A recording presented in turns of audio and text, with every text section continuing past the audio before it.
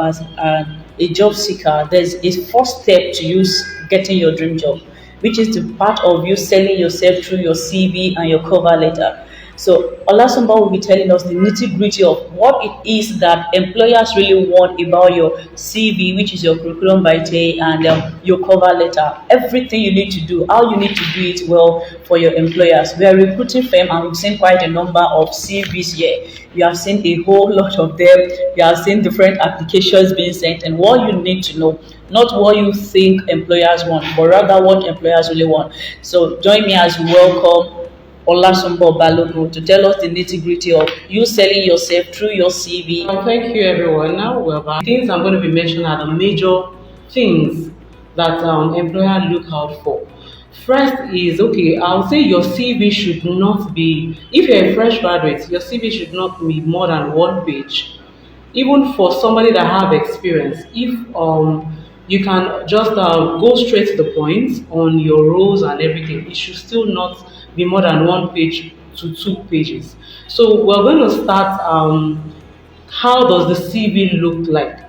What are the things the employer look at in the CV? The first one is the goal, which most of us call the objective. I think this objective should be, it should not, when you're writing the CV, don't go to Google and check out what is written there. It is always good to be, it's always good to be originality in that objective or goal when you are writing it, because it is good when you relate it to the work you are applying for. So that's the first major key element, that it is on your CV. That's the first thing the employer looks at, read through. As they are reading through it, it's as if, okay, the CV is the one telling, the CV is telling us about you, even without meeting you. So that goal, it is very important, the objective. So, but it is always good to be brief about it. I think it should not be more than 4 to 5 lines on your CV. Then the next one is about your qualification, professional qualification on your CV.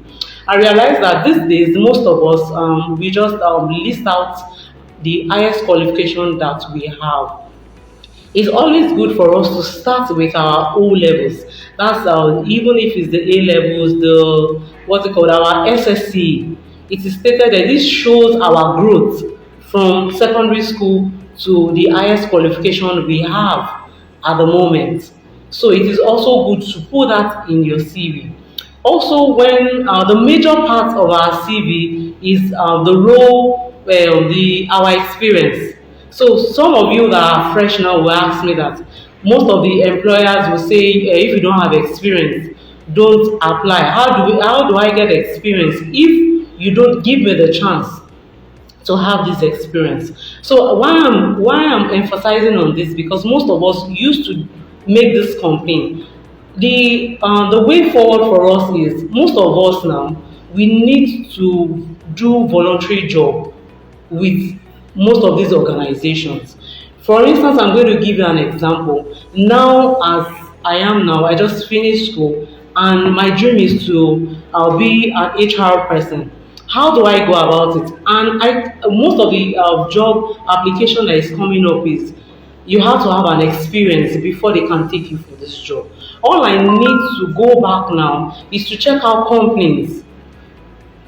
Most companies have this policy on ground already. Even some of them that do not have, when you apply for this voluntary job, they would reconsider it and give it to you, even if it's 1 month, 2 months, so that at the end of the day, when you are writing your CV, you are able to have experience written in your CV, because that's the major. Because the first, after when I look at your goal, when I look at your qualification, the next thing I want to know whether you have experience, even if it's a little experience, in the line of job that you are applying for. So it is always good. I advise us to always go for a voluntary. I know it is not easy, but it is part of what we have to do to get our dream job. So I'm still going back to the example when I talked about doing voluntary job. In any industry you want to work with. It is always good to have little experience in what you want to do, because now companies do not want to spoon feed um, staff anymore. They want somebody that can take the job and start working on it. They don't want to treat you like a baby. They just want you head on, like start the job and let's move on. Then another thing is errors in our CVs. Like our CVs should be error free. If you have to meet a friend, talk to your mentor, talk to your brother. After when you finish the CV, perforate errors, check your spellings, because those things too discourage. I think the moment they see your CV, even in writing your goals or writing your objective, and your English is very bad, I don't think the employer will be, or the recruiter will be interested in going forward to read that CV. So it's always good to perforate errors in your CV. Make sure that it is error free. And please, in another thing is, do not lie or exaggerate in your CVs. Because sometimes you might think it worked for you, that, oh, I've lied in my CV. And at the end of the day, you are offered that job. On that job, it would always come back to you that you lied and you exaggerate in that CV, even if you're able to skate through to get the offer. So always make sure that you don't lie, you don't exaggerate on the CV. Exaggerate, what I mean is, when you had one experience, you had experience A, but with that experience A, you exaggerate that you have experience A and experience B. Because when you get on the job, it will show that you don't have that experience that you have mentioned. Also, I'm also going to mention you contextualizing your CV. What I mean by that is, when you are sending CVs to when you are sending CVs to companies, make sure that you are writing that CV is in line with the job that you are applying for.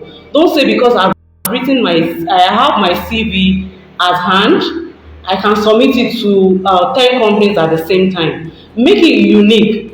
Go extra miles in terms of, go further, check out the companies that you are applying the job for, check out their objective, check out their websites, know a little about them, so that it is easier for you to tweak your CV to what they are looking for. Not you sending general, the CV you send to A, that's the CV you send to B, the same CV you are sending it to 10 different companies on the same. So make it unique. Always refresh, update your CV on a regular basis. And also for I'm going to add on the experience part also, and qualification.